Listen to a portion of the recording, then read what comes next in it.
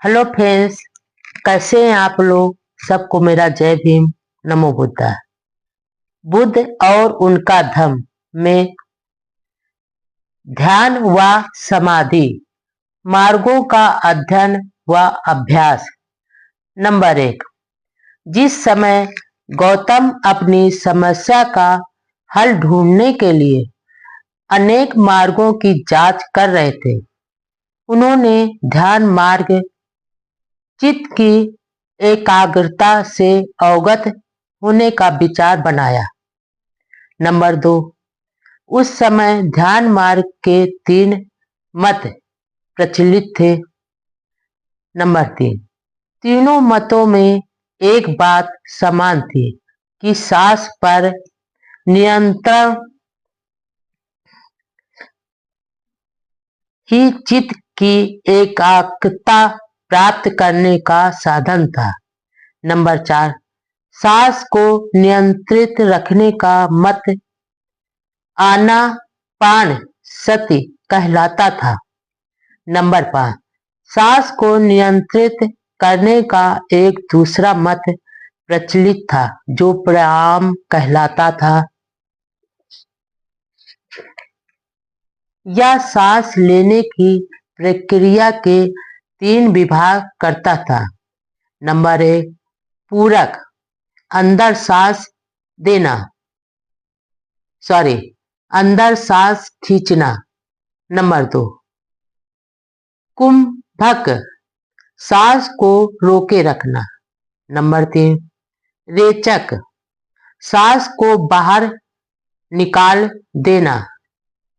सांस को नियंत्रित करने की एक और तीसरी विधि समाधि पद्धति कहलाती थी।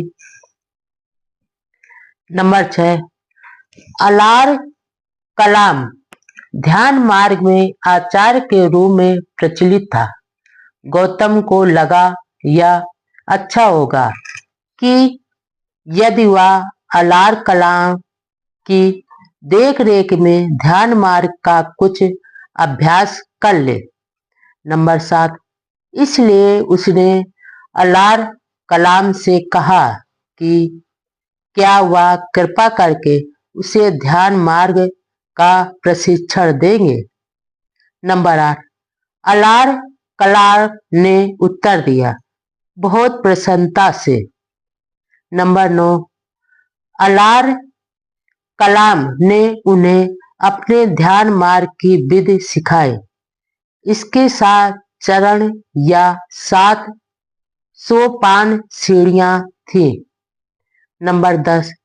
गौतम ने इस विधि का नियमित रूप से प्रतिदिन अभ्यास किया। नंबर 11। इस विधि में पूर्ण दक्षता प्राप्त कर लेने के बाद गौतम ने अलार कलाम से पूछा कि क्या इससे आगे सीखने के लिए कुछ और शेष था। नंबर 12। अलार कलाम ने उत्तर दिया, नहीं मित्र, जो कुछ भी था वह मैंने सिखा दिया।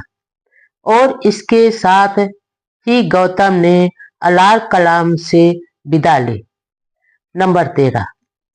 गौतम ने एक दूसरे योगी उद्दक रामपुत्र के बारे में सुन रखा था, जिसकी ख्याति थी कि उसने एक ऐसी ध्यान विधि का आविष्कार किया था कि जिससे ध्यानी अलार कलाम की ध्यान विधि से एक चरण और आगे जाया जा सकता था। नंबर 14। गौतम ने इस विधि को सीखने और समाधि की उच्चतम अवस्था का अनुभव करने का विचार बनाया। तदनुसार वह उद्दक रामपुत्र के आश्रम में पहुंचा और उसके मार्गदर्शन में प्रशिक्षण प्रारंभ किया। नंबर 15। अल्प समय में ही गौतम ने उद्दक रामपुत्र के 8वें चरण की विधि में दक्षता प्राप्त कर ली। उद्दक रामपुत्र की ध्यान विधि से पूर्ण रूप से दक्षता प्राप्त करने के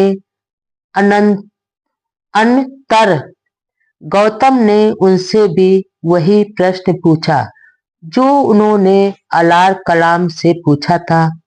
क्या आगे कुछ और भी सीखने के लिए शेष है? नंबर 16।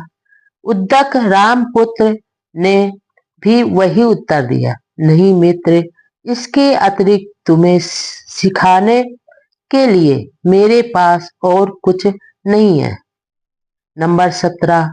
अलार कलाम और उद्दक रामपुत्र दोनों ध्यान मार्ग के आचार्य के रूप में कौशल जनपद में प्रसिद्ध थे, लेकिन गौतम ने सुना था कि मगध जनपद में ध्यान मार्ग के वैसे ही और भी ध्यानाचार्य थे। उन्होंने सोचा कि उसे उनकी भी विधि में भी प्रशिक्षण प्राप्त करना चाहिए। नंबर 18। तदनुसार गौतम मगध जा पहुंचे। नंबर 19। उन्होंने देखा कि यद्यपि उनकी ध्यान विधि का आधार भी सांस पर काबू पाना ही था, तो भी जो ध्यान विधि कौशल जनपद में प्रचलित थी उससे वह भिन्न थी। नंबर 20।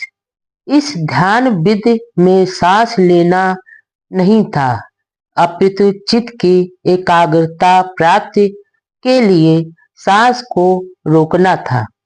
नंबर 21। गौतम ने यह विधि भी सीख ली। जब उन्होंने सांस को रोककर चित्त को एकाग्र करने का प्रयास किया तो उन्हें लगा कि उसके कानों में बहुत तीव्र भेदक आवाज आती है और उसे ऐसा लगता था मानो उसके सिर में कोई तेज नुकीला चाकू भेदा जा रहा हो। नंबर 22।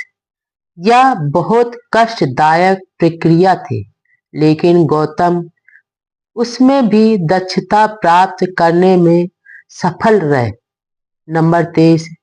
इस प्रकार समाधि मार्ग में अभ्यास कर उन्होंने ऐसा प्रशिक्षण लिया